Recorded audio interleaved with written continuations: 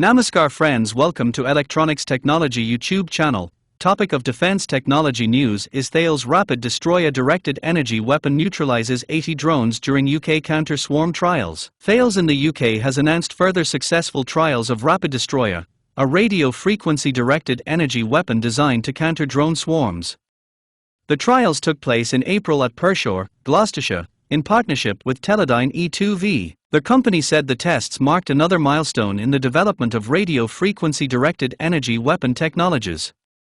Rapid Destroyer neutralized 80 drones in individual scenarios during the trial activity.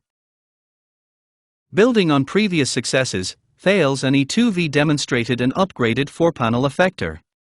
The company said the upgrade improves the focus of the effector's power, increasing energy on the target and allowing additional engagement range to be achieved. Thales said the extensive testing enabled forensic analysis of each engagement.